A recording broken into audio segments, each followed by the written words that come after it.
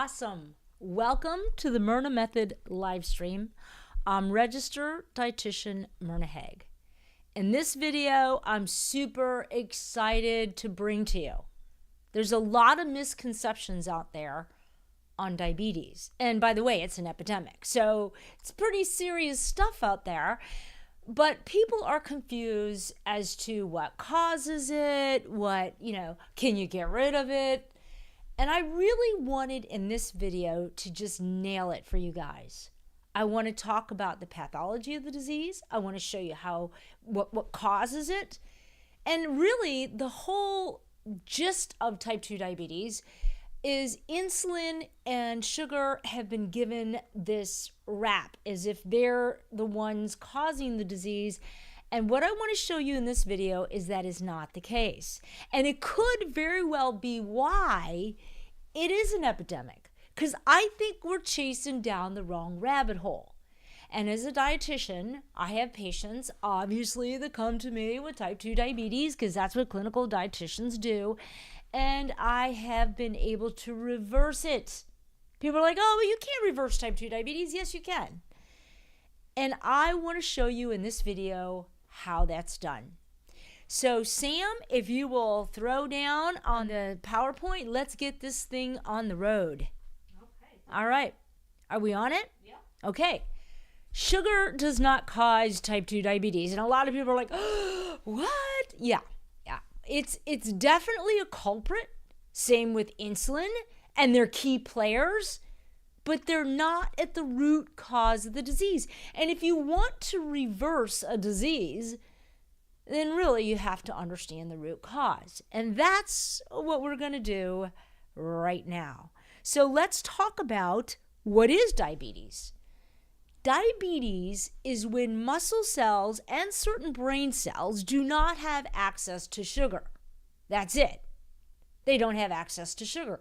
So when they don't have access to sugar, and we're going to explain to you why they don't, that's called diabetes. When they don't have access to sugar, that means the sugar's not getting inside these muscle cells and brain cells like it's supposed to. Then the sugar is circulating all these other areas, and we really don't want it. But at the end of the day, what diabetes is, it's muscle cells and brain cells not getting access to sugar. And there's two players I want to talk about, because these two players are really at the root cause. But they aren't the root cause, but they're part of it. Okay, so that's the big difference.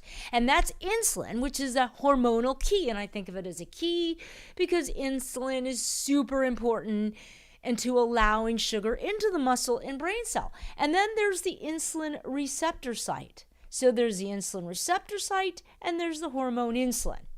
So when we look at type 1 diabetes, this basically says that the insulin is broken, that you're not making enough insulin. When you have type 2 and type 3 diabetes, and type 3 diabetes is Alzheimer's, and we'll go into that because a lot of you are like, oh, what? So there's several pathways for dementia, but this clearly is one of them. And that's why it's so important to understand how to reverse it. Because a lot of times, we don't even know we have dementia till it's too late. Although type 2 diabetes, we get that diagnosis early. But when you have type 2 diabetes, you already have the onset of dementia because they go together.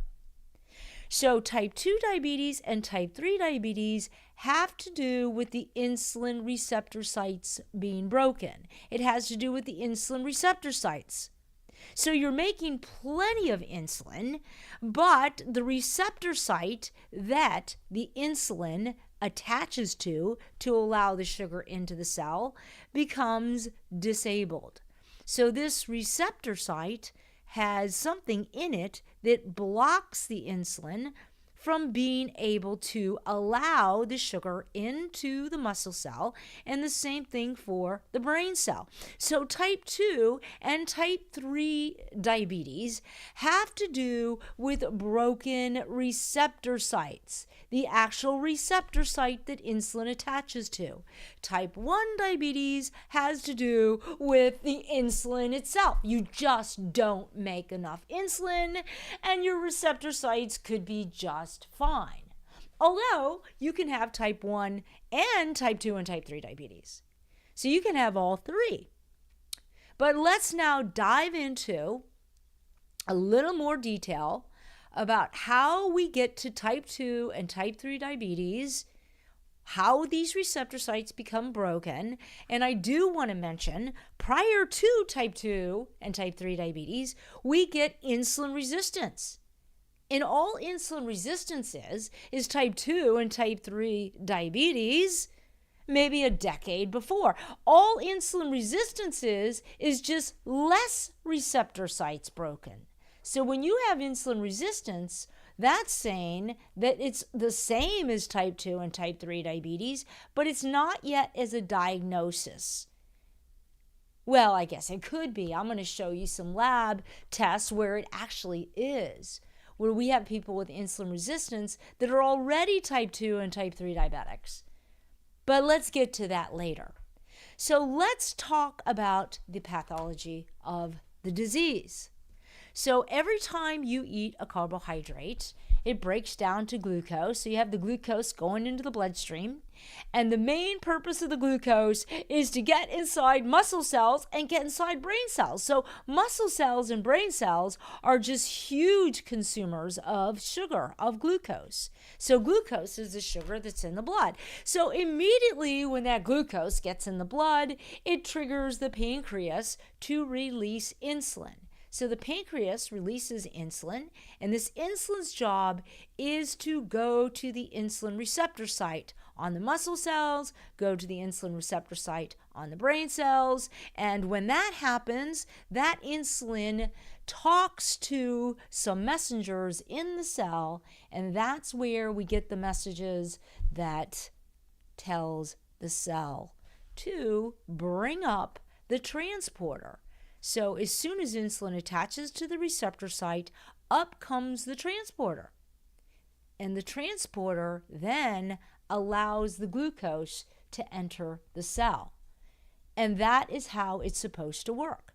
Is glucose enters the muscle cell, and it's beautiful when that happens because these carbohydrates that are now glucose, they go into the muscle cell and they actually hydrate the muscle cell. That's why it's called a carbohydrate, carbo fuel, hydrate water. So a lot of times when people are on low carb diets, they may lose a lot of water from their muscle cells. And that's why they can lose a lot of weight quickly, because when you reduce the carbohydrates from your diet, you actually can risk dehydration, because actually carbohydrates help hydrate you at a cellular level. But here's what happens with type 2 and type 3 diabetes. This transporter actually never makes it to the surface of the cell. It stays in the cell and does not let the glucose into the muscle or into the brain cell. And the reason is because something is clogging up this receptor site. So we have some compounds here that are breaking these receptor sites. So insulin is desperately trying to get in, trying to tell the transporter, please go to the surface of the cell, but the message is never getting to the transporter, so the transporter never gets to the surface of the cell to allow the glucose into the cell. And what happens is the glucose begins to build outside the cell. And this is when we start getting elevated. Hold on a minute. I'm getting a little bit. There we go. I've got to get my IT back. All right. Here we go. Got my drawing pen. So what happens is the glucose then begins to build outside this muscle cell because it can't get inside. Now, you got plenty of insulin, so the pancreas gets a little confused because it sees all this sugar outside the muscle cell, and the pancreas sends even more insulin. It's so confused. And in that process, you now have a situation when you have all this insulin in the blood and you have this glucose in the blood. Not only are you hungry, not only are you tired, not only did the muscle not get the payload, because muscles actually want sugar in them so they can perform all kinds of miraculous, vigorous energy jobs for you. That's when insulin realizes we've got to go to these doggone fat cells, and insulin allows that sugar to go into the fat cell. And that's what's wonderful, is because insulin can either bring the sugar into a muscle cell, bring it into a brain cell, or good old fat cells. So what happens is the glucose that was meant for the brain and was meant for the muscle now goes to the fat cells. And what's really crazy here, and I see this a lot with people with insulin resistance, because insulin resistance means that, maybe you only have 30% of these guys clogged. Because by the time you get diabetes, you're up around 50 or 60%. I mean, you got a lot of receptor sites all gunked up. But before you get to the 50 or 60 mark, you first get to the 20 or 30% mark. So only a few become insulin resistant, and that's what insulin resistance is. But with insulin resistance, you start to get fatter in the belly area, because what happens is as this glucose makes it into a fat cell very nicely, and you don't necessarily have to have eaten more, and that's what's crazy. When you get insulin resistance, it gets really challenging to lose weight, because the glucose that was meant for the muscle to give you energy and the brain to help you think clearly is going into a fat cell that's making you fatter, and you're not necessarily had to eat more food to get fatter. But these fat cells are primarily located in the midsection. So you get it, a muffin top. Because this is where these fat cells tend to be located when you have insulin resistance. This is when they deposit the fat cells, the fatty tissue, in the midsection. So with insulin resistance, you may not even have the glucose building up in the cell, and here's why. I did a podcast a couple weeks ago on how diabetes with athletes is being masked, is being hidden because of all their exercise. So I get athletes that have type 2 diabetes, but they don't have a lot of sugar in their blood. So how can this be? Because the only time we don't need to have insulin to shuttle sugar into the muscle cell is when we're exercising. So let's say you didn't have much luck getting insulin to do its job in trying to get the sugar into the muscle cell. As soon as you start exercising, the muscles release these little catecholamines, these little hormone-like peptides, and they literally bring all the glucose transporters to the surface. So exercise, regardless of the fact if you have broken receptor sites, exercise brings the transporters to the surface, and this pulls the sugar into the cell, which is great. Because now we have a situation that if you had glucose in the blood and you start to exercise, all that glucose in the blood is going to now be shuttled into the muscle cell, which is why a lot of people will say, wow, exercise can reverse type 2 diabetes. But this is not the case. It can improve it because it takes the sugar from the blood and it puts it inside the muscle. Because when you exercise, you don't need insulin to shuttle sugar into the muscle, because the muscle's ready and waiting. It wants the sugar. But the root cause of type 2 diabetes, insulin resistance, type 3 diabetes, when it goes on in the brain, is right here. You haven't reversed the root cause, because what we have to do to reverse type 2 diabetes is we have to figure out what these compounds are that we need to clean from the receptor sites. That's when you reverse type 2 and type 3 diabetes, which is known as Alzheimer's dementia. It's only when you reverse the broken receptor sites, that's when you actually reverse the disease.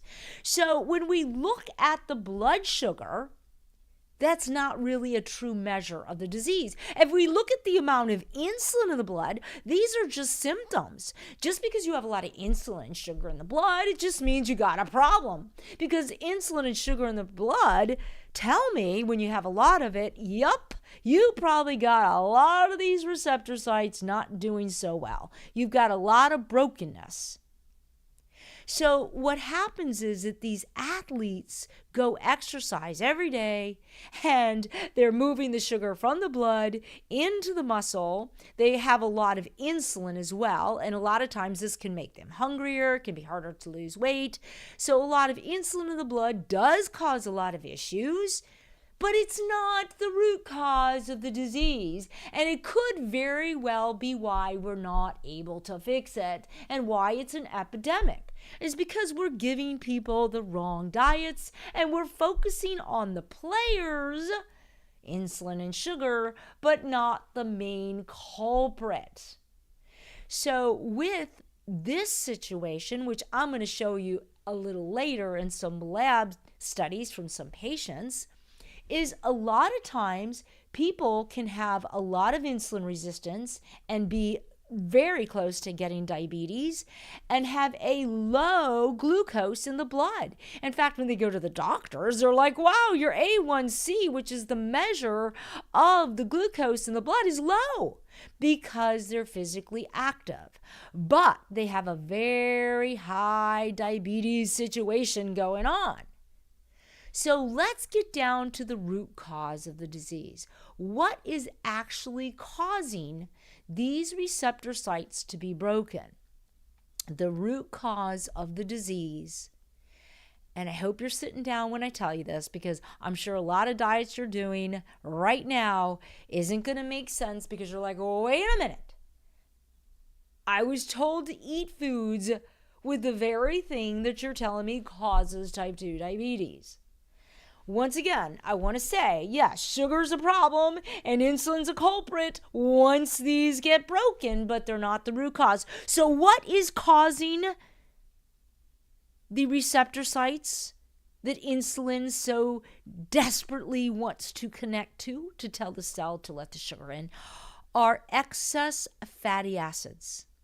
Excess fatty acids come from fat cells, Fat cells, actually, as fat cells break down fats. Let's say you're doing a lot of intermittent fasting or just a lot of fasting in general, and you're not really losing weight, so it's not like you're getting rid of fat cells, but you're just releasing a lot of fatty acids into circulation. Now look, I am not saying that fasting doesn't do other things in other areas. Sure, we can have a discussion on that. There's science around that. I'm just talking about diabetes. And as a dietitian, I'm not in support of a lot of imbalances. I'm all about balance. I'm all about getting the body to have a system of balance. And type 2 and type 3 diabetes is an imbalance of excess fatty acids that circulate from either too much body fat, too many fatty acids being escaping from your fat cells, or too much dietary fat. Those are the two places that you have fat. Either you're eating a lot of fat, or you're just too doggone fat. You're releasing a lot of fatty acids into circulation. These fatty acids then begin to accumulate in the muscle. And the big word here is excess, because a certain amount of fat is actually good for you. And the key here is balance. Once again, it has to do with balance. Your entire body is based on a yin and a yang. Everything is based on walking a narrow path. And what happens with diseases, especially metabolic diseases, is we fall off that path. we are not following the system of balance.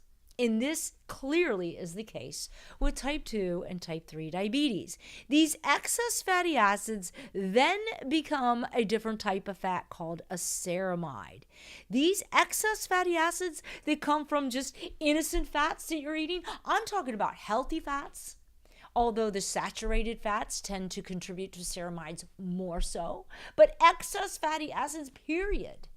Excess fatty acids contribute to an accumulation of these fatty acids that accumulate in non-fat tissue, because fatty acids want to stay in fat cells.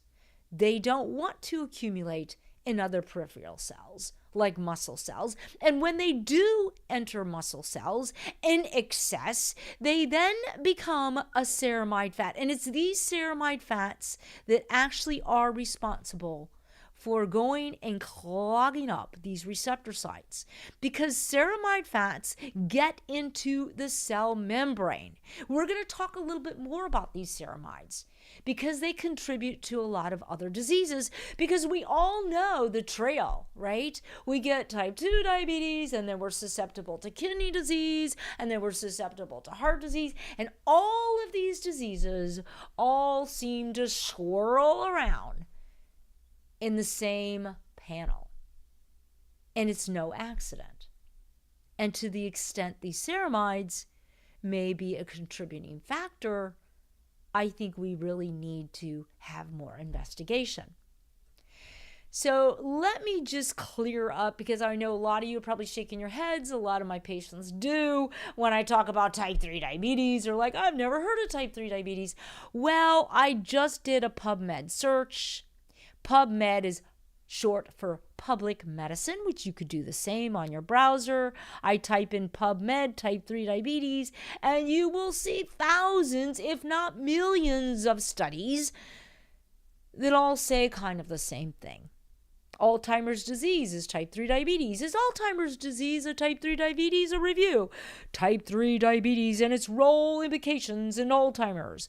Type 3 diabetes, all over the place. And this is what I want you to see, is that these are all independent studies, but they all have one thing in common, is they talk about type 3 diabetes and Alzheimer's.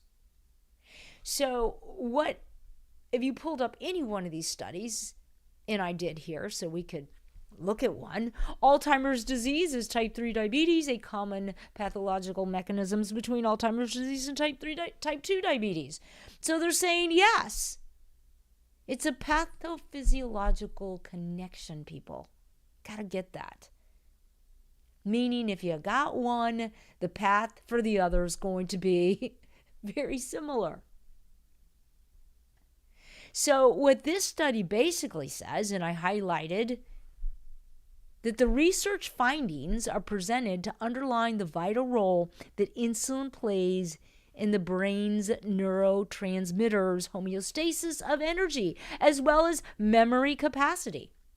The findings of this review indicate the extensive mechanistic interplay between Alzheimer's pathogenesis and type 2 diabetes, and especially disrupted insulin signaling.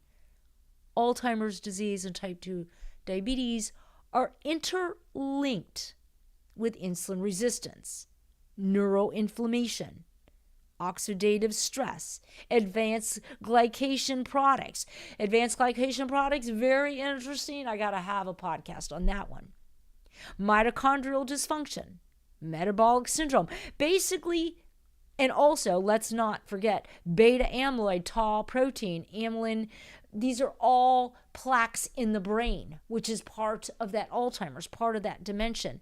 These all are part of this type 3 diabetes, which is really just type 2 diabetes in the brain. Same thing, same function. If I go back here and show you the pathology, it's the same idea where we have this ceramide invasion of our insulin receptor, because remember, type 2 and type 3 are type 3 diabetes are insulin receptor sites that are broken.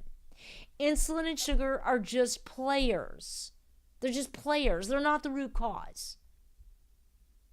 And so the same thing happens in the brain that happens in the muscle. By the way, if it's going on for you neck down, in other words, if you're already diagnosed with type 2 diabetes, then yeah, of course you got type 3 going on.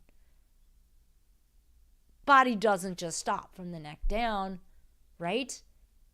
Because these two go together. And the other thing is you probably have a lot of ceramides circulating in your bloodstream, which I think it's time to talk about that. These excess fatty acids that accumulate in muscle cells in excess become a type of fat called a ceramide. Now, ceramides aren't all bad because it's about balance, which I have a program I teach people how to eat. People are like, oh, I don't need to know how to eat. Yeah, you do. You really kind of do. Because ceramides happen with people that are eating healthy. They think they're eating healthy. Actually, they are eating healthy. They're eating avocados and nuts and olive oil and all healthy foods. But they're not eating balanced. And that's super important because you can eat healthy, but that doesn't necessarily mean you're eating balanced. And we're going to get to that. Because type 2 and type 3 diabetes definitely means you're not eating balanced. So what happens is these excess fatty acids in excess, these ceramides begin to go into the cell wall, and they actually can cause a programmed cell death. And in some ways, a programmed cell death, apoptosis is the medical term used, can be a good thing. Because there are certain cells we want to die so they can live again, maybe, or cancer cells we certainly want to die. But it's like that narrow path. When it becomes excess, when you are not doing a balanced approach, and you're getting too many fats in circulation, then programmed death becomes over death.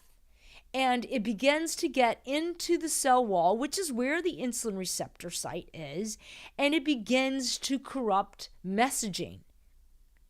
And this can be a problem because it can not only affect it in muscle cells, it can affect it in the pancreas and heart muscles and kidney. So it doesn't just stop in the muscle cell and cause insulin resistance, type 2 diabetes, type 3 diabetes. These ceramides can actually be found in the bloodstream. There's a lot of medical journals that talk about ceramides as early as 2003. So it's not like we haven't known about them. Perhaps we weren't sure what to do with them once we knew about them, but now there's a lot of talk surfacing in regards to these ceramides. Basically, in this study, it's a matter of fat. Ceramides mean that you have what's called lipid toxicity. You have excess fatty acids, too many, in circulation. Excess fats do that, and excess body fat. I'm going to give you several clinical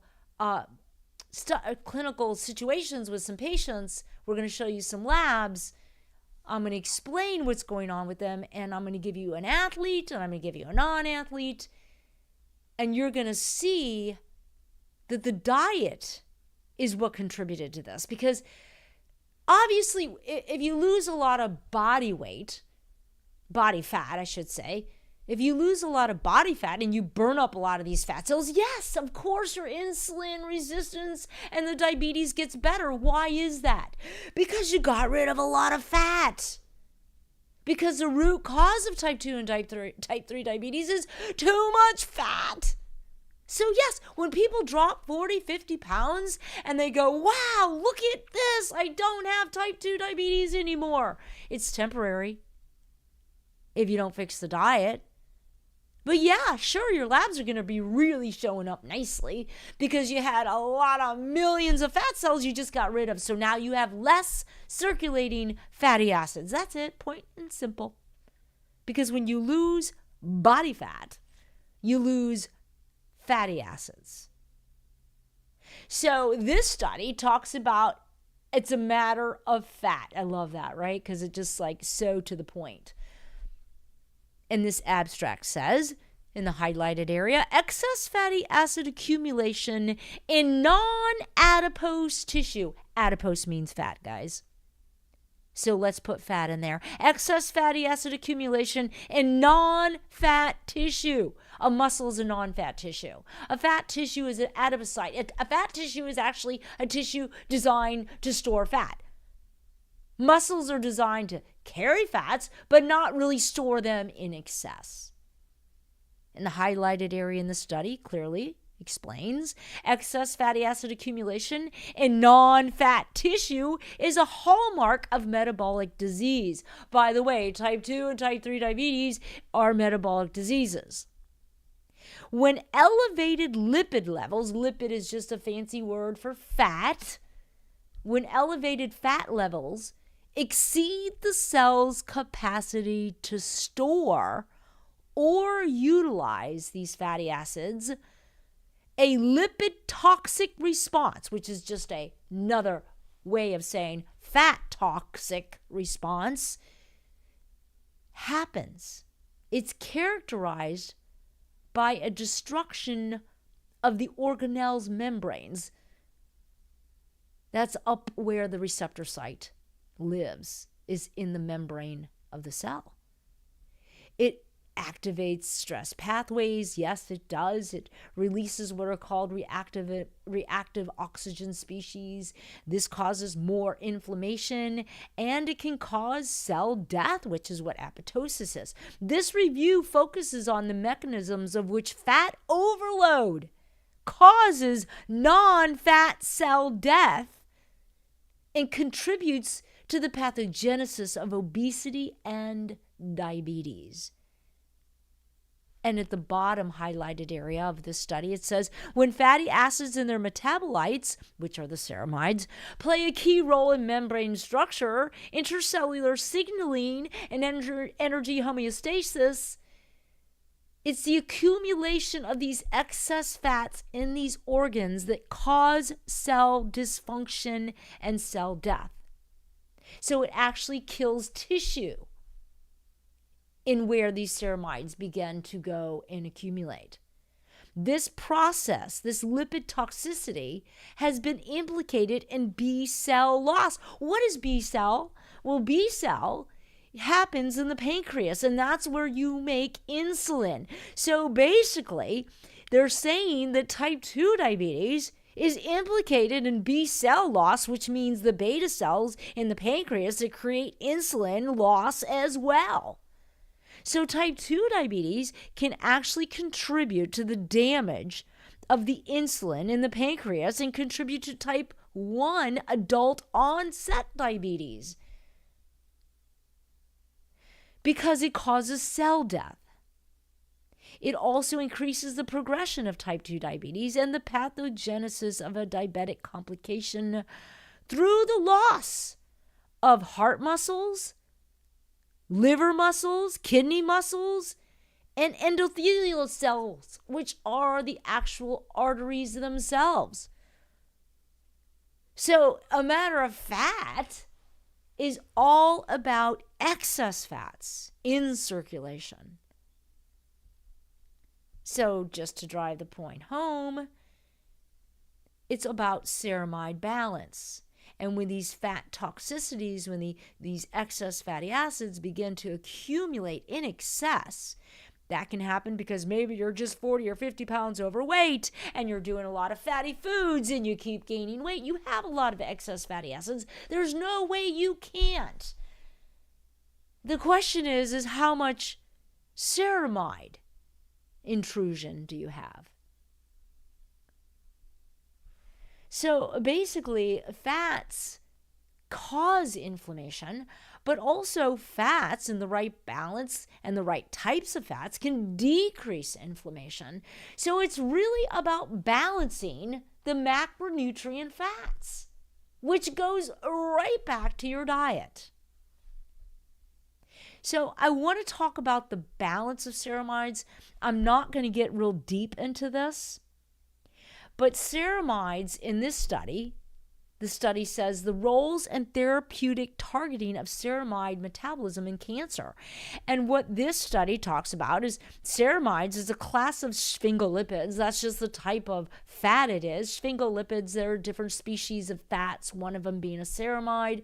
A lot of these sphingolipids are responsible for the lining of myelin sheaths in the brain. So these sphingolipids are just a certain species of fats, ceramide being one of them. So ceramides are a class of sphingolipids that act as signaling molecules that mitigate, that actually help with cell program death in inflammation. They actually, if they're balanced, because our bodies are going to make a certain amount, it's when it's excess. This is the key point here. So I just wanted to drive this point home, because there's some studies that show, could we use these ceramides to kill cancer cells? Could we have this be a therapy in itself? And yeah, they're looking at it. And this review summarizes the multifaceted role of ceramide in cancer cells and identifies strategies for modulating ceramide levels within cells for effective cancer therapy. Too much of a good thing becomes a bad thing. And that's the point I'm really trying to drive home. And I feel if I don't give both sides of the equation, somebody's going to say, hey, you didn't talk about that ceramides are a balance act. Yes, this is true. But now let's talk about the other balance of ceramides in excess. In this study, I talk about the roles and therapeutic targeting of ceramide metabolism in cancer. Same study. Sorry about that. Same study. It's further down in the study. So they talk about these ceramides. Wow, if we can really regulate them, maybe they could help us with cancer therapy. And then the same study talks about that previous studies have shown that these sphingolipids can cause insulin resistance, severe endocrine mediators, which is the whole hormonal system, regulating inflammation, immune response. It modulates glucose and lipid metabolism. It controls energy expenditure. We've already seen that. Therefore, when you deregulate these guys, okay, it's associated for many diseases. So these sphingolipids, they're mediators with many things, the immune response, and they're seeing that, yeah, they could probably have some therapy identification to them. But in the same side, if we are excess body fat, we're releasing a lot of fatty acids, we have type 2 diabetes, we have insulin resistance, that means they're deregulated, and it's associated with many diseases, including neurodegenerative disorders like Parkinson's and Alzheimer's, insulin resistance, type 2 diabetes, cancer, sepsis, arteriosclerosis, which is that plaque in the arteries, cardiovascular diseases, since many of these circulating sphingolipids at higher levels have been associated with several human ailments. They may serve as biomarkers for these diseases. In other words, when we see a lot of these ceramides, it could be an indicator that you have these diseases. And this study clearly states that increased levels of circulating ceramides in humans have been observed in ovarian cancer, advanced stage colorectal cancer, autoimmune diseases, MS, type 2 diabetes, Alzheimer's disease, cardiovascular disease. High levels of ceramides are associated with all these diseases. And what I think is really interesting, I'm going to jump right to that slide now. See if I can get my cursor back. There we go. I got it. I'll come back to more studies, but I want to talk about from the Mayo Clinic, because I took this straight from the Mayo Clinic laboratories. In this slide, it talks about the Mayo Clinic laboratories are thinking then maybe they ought to test for ceramides. And it states right here from the Mayo Clinic, ceramides are lipids associated with atherosclerotic plaque formation. That's the plaque that's in the arteries, hypertension, insulin resistance, and obesity. Mayo Clinic Laboratories testing for ceramides could provide an early indicator to help physicians predict heart disease in patients. And what the Mayo Clinic found is that 81% of patients with the ceramide risk score, that means they must be testing it and they have a score. I haven't seen it yet, but I'm just reading from the Mayo Clinic, have an 81% greater risk of a heart attack or stroke. So they're already telling us what I'm telling you here, that it could be used as a biomarker. Also, when we look at these long-chain ceramides, they're predictors of acute kidney injury in patients with acute coronary syndrome, which is heart disease. That's what this study states. So ceramides are implicated in acute kidney injury because remember, they cause cellular dysfunction. And this study talks about acute kidney injury can be caused by multiple factors, events including acute coronary syndrome. Ceramides are involved in plaque progression. We already know that, by the way, guys. Cardiovascular events and renal damage. And they're saying here almost no studies have been conducted on the relationship between ceramide concentration and acute kidney injury. But in this particular case, they did a study and they found that there was an association with the plasma ceramide level and the admission of these patients that had acute kidney injury and also acute coronary syndrome. So they did their own study, more like observation, not actually a clinical trial. But there's a lot more talk about these ceramides in other areas. In this study, it's increased ceramide in brains with Alzheimer's and other neurodegenerative diseases. And they talked about again in this study that ceramides have been suggested to participate in the neuronal cell death that leads to Alzheimer's disease. Moreover, ceramide levels were highest in patients with more than one neuropathological abnormality. So anybody that had more than one neurodegenerative disease, maybe Parkinson's disease, they've got dementia, they are seeing more ceramide circulation. It's kind of like an association. We're not going to say it's cause and effect, but wow, we're seeing a lot of this together. Ceramides and other sphingolipids as drivers of cardiovascular disease. And this is already well known. We've known this for 20 years. It's been in the medical journals.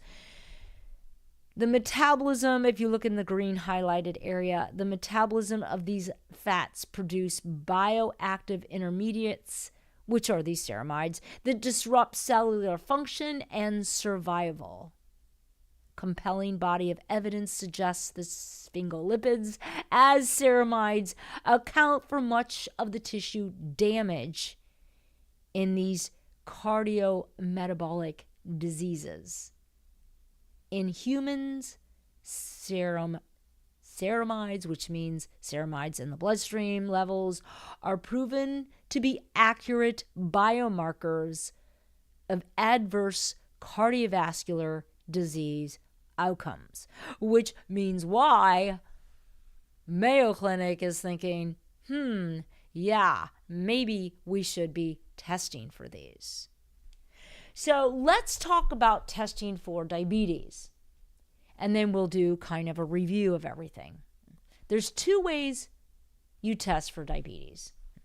One is you do what's called an A1C test. And this is just where it's a blood test, and a lot of people have probably had it before. When you go to your doctor, you'll see A1C. It'll be HbA1c. That's what you're going to see on your laboratory test. But what does that mean? It's an average of 3 months of glucose in the blood. So they can actually do a test that they can find out on average how much glucose did you have in your blood? Which, by the way, is not the root cause of type 2 diabetes. It's just an indicator that you now have a problem with sugar.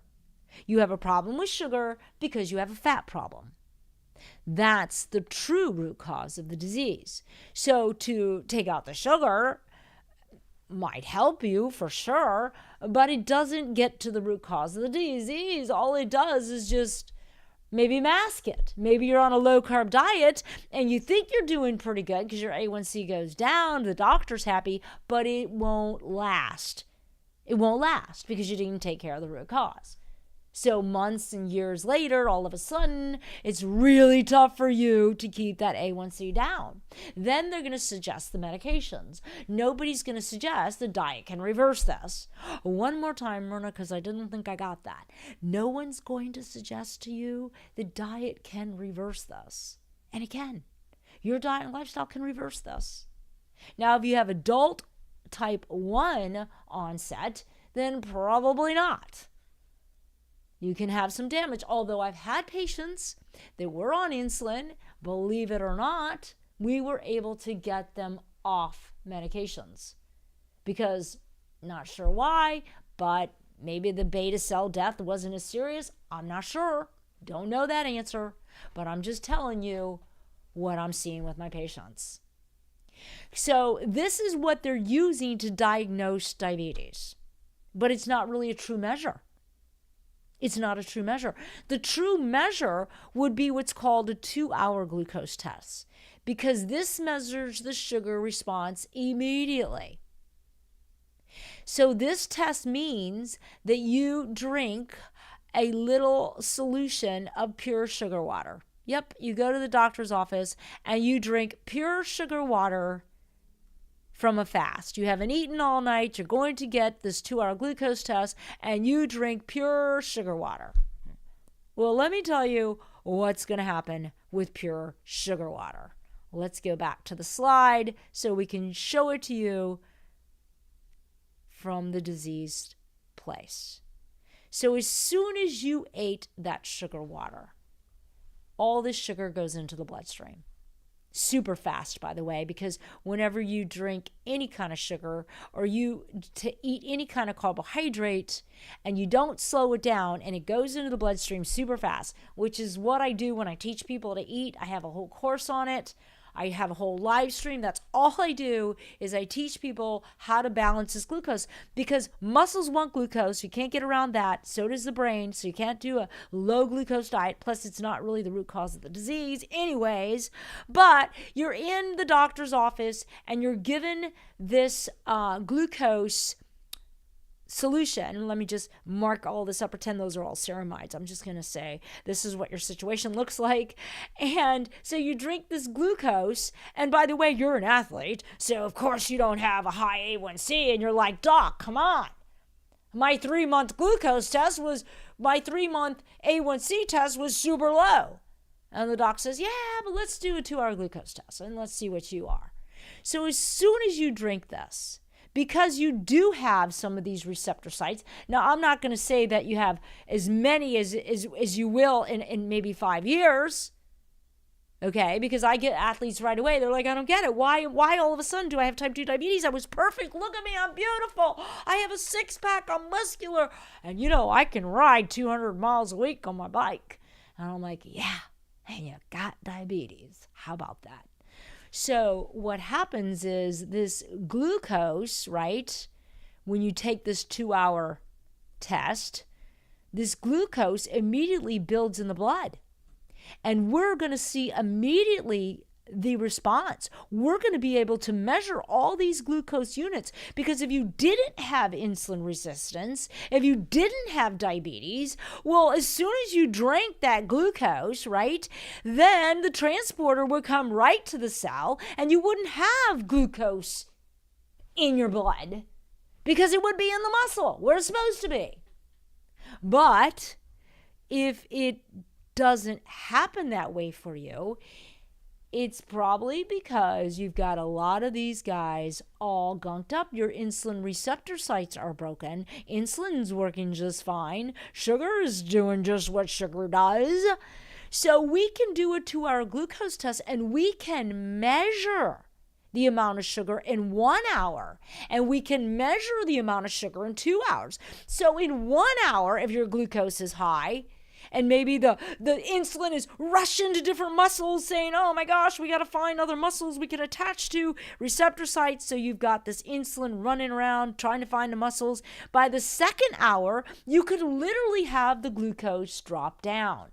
So if you're insulin resistant, we might see a lot of sugar in the blood the first hour and not so much sugar in the blood the second hour. But if you're diabetic, we're going to see a lot of sugar in the first hour and a lot of sugar in the second hour, because that means you got a lot of these guys all gunked up. And look at you. You're an athlete and your A1C is low. But yet we do a 2-hour glucose test on you and we find you're diabetic. So let's show you some studies that tell that exact same story. These are from my patients, and let me blow this up a little bit so you guys can see what I'm looking at.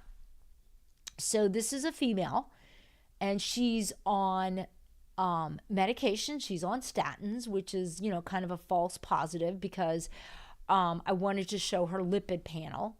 So her doctor's like, yeah, we're doing great. Looks like you're really controlling those lipids, which are fats.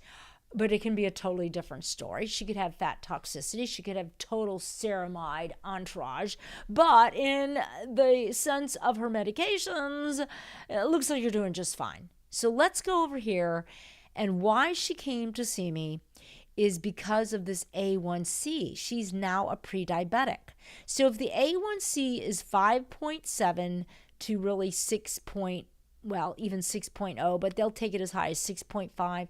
They'll call this prediabetes. Anything over 6.5, you're diabetic, okay?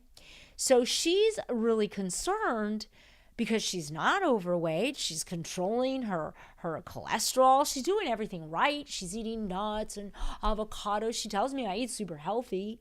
I don't understand. I'm not really fat. I mean, I might have 10 pounds to lose, but come on. But why is it now I'm pre-diabetic? And I wasn't diabetic last year. In fact, 2 years ago, I didn't even have an A1C above 5.2. Because you did have insulin resistance.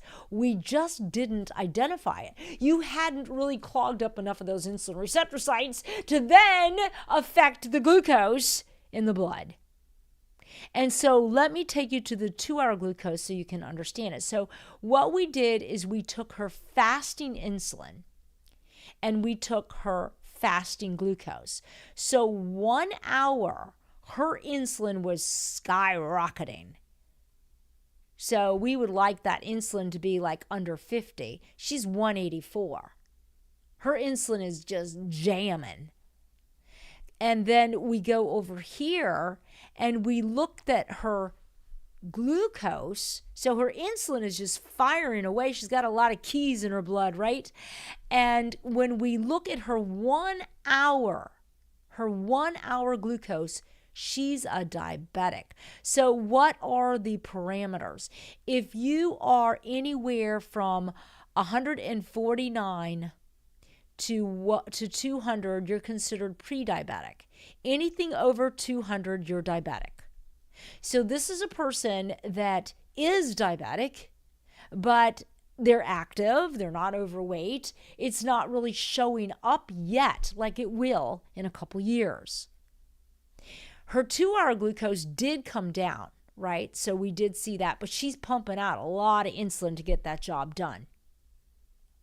So this is a perfect example of what I see in my practice.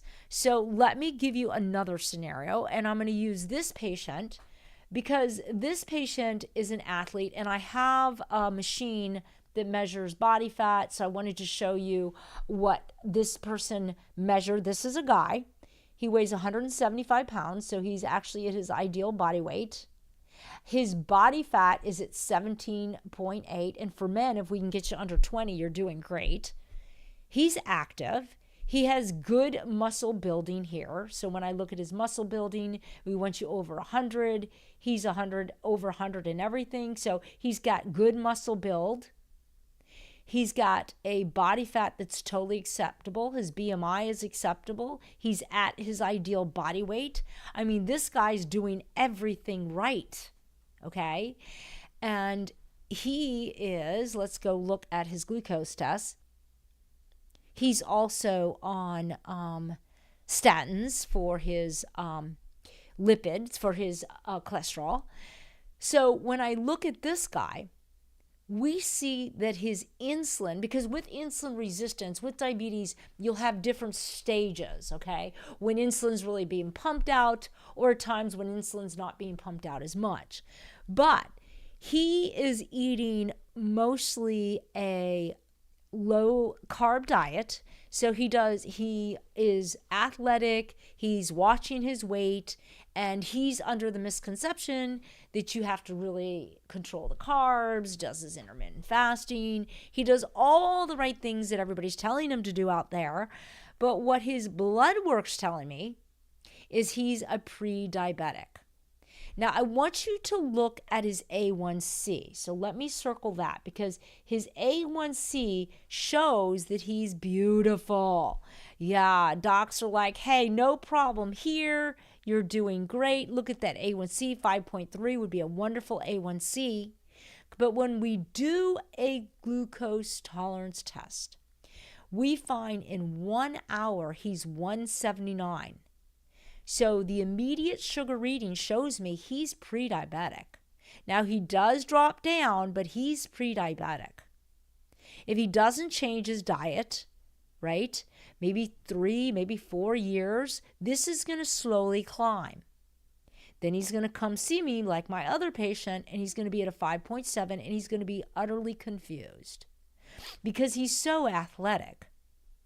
But what we will find is he will be diabetic. It's just that the A1C won't show it because of the fact he's active. So, honestly, the sugar in the blood can actually mask the problem for athletes. So, insulin and sugar in the blood are really just players. They're not the root cause of the disease. So, let's talk about how do we fix it. And how we fix it, and I think you're probably figuring it out by now, right? Because it doesn't take a brain surgeon to figure it out at this point. Yeah, we fix it through doing the opposite. We want to be eating nutritionally balanced. I'm not saying avocados and nuts aren't good fats. Those are the ones I definitely would want you to eat, but not boatloads of them. So how much do we want to do this? How do we want to manage these macronutrients? Protein, 18 to 25% of your calories in protein. I kind of did an average of grams, what that would be. Obviously, if you're bigger, it's going to be more. Smaller, it's less. Fiber, anywhere from 40 to 70 grams, a minimum of 25. Carbohydrates, which everybody's in disbelief, we want 45 to 55% of our daily calories and carbs, but you have to balance them. You have to make sure when you eat carbs that you just don't eat boatloads of them, because it will be a problem if you're a diabetic. I'm not saying carbs aren't a problem if you're a diabetic, but it's not how you fix them. You have to balance them. And on average, that's going to be 150 to 250 carbs. It's understanding how to eat. That's what I do as a dietitian, by the way. Is I explain to you how to properly balance these macronutrients. And then the big culprit is the fat. Not to exceed more than, and I think I forgot to put the percentage here, but for the fat percentage, let me just write it for you because I should have put it in here in my notes. It's going to be anywhere from 25 to 35% of your caloric value for your ideal body weight, not for what you weigh now. If you're 100 pounds overweight, it is not 25 to 35% of your 100-pound excess weight, because that's part of the problem. It's 25 to 35% of what your ideal body weight should be. So that means that it's 40 to 70 grams, guys. Oh, that hurts so bad. Because one avocado is 20 grams. 1 tablespoon of olive oil, literally 15 grams. 1 serving of nuts, anywhere from 12 to 15 grams. It adds up super quick. What I'm saying to you, if you're a small person like me, you're down around 40 or 50 grams. If you're a bigger guy, you're up around maybe 70, maybe 80 grams max. It's based on your ideal body weight calories, what you should be weighing, not what you weigh now. So the big culprit is fats. Everybody says, oh, Myrna does a fat-free diet. No, I don't do a fat-free diet. I do a balanced diet. And yes, with patients that are eating as little as 40% more than they need, I see it in the labs. I'm seeing it. And these people weigh at their ideal body weight. They're athletic. So when they talk about there's not literally the prevention of type 2 diabetes, I disagree. Because I'm doing it. Seeing a difference. I think part of the problem is that people don't understand the root cause of the disease. That's why I felt like this video was super important. And I'm very passionate about reversing obesity and obesity-related diseases, which is diabetes, cardiovascular disease, and dementia. Those are obesity-related diseases. It basically has to do with how you live your lifestyle. You want to get down to your ideal body weight, and you can't just do it on any diet. It's about understanding balance. Your entire body is on a system of balance. So I want to respect that 1 hour limit because I know I like my live streams to stay at 1 hour so you guys aren't here all night. And I want to leave it open for any questions. You can go in the chat. I'm going to have Sam help me there. I have one. Okay. Can you see it? Yes, great info. I was wondering how genes play a role into Alzheimer's disease. Perhaps I missed you mentioning it. Do genes affect the fat, or is the receptor site, or is it in the receptor site? Okay, first of all, yes. And I have talked about that in other podcasts. So I think that's where this is coming from, because I've talked about certain genes. One gene is the Alzheimer's gene. It's called the APOE, okay? And when you have this gene, it's called the Alzheimer's gene. It means that you don't do well in clearing fats from the brain and central nervous system. Like, surprise, surprise. So the APOE, which is really a lipid carrier, APOs are lipid carriers, and E happens to be centered in the central nervous system in the brain. Bottom line, if you have an APO4, that particular mutation, it means that your fats should be even lower because you don't clear them as well. So for people that have the Alzheimer's gene, I'm actually putting their fats more at 20% because they're more sensitive to excess fats. So thank you for mentioning that, because that is clearly one gene, the Alzheimer's gene, that can be highly implicated in our percentage of fats that we eat. So you guys can always reach me also at Myrna Method. Sam, I don't know if we can... They don't see that? Okay. We probably show it.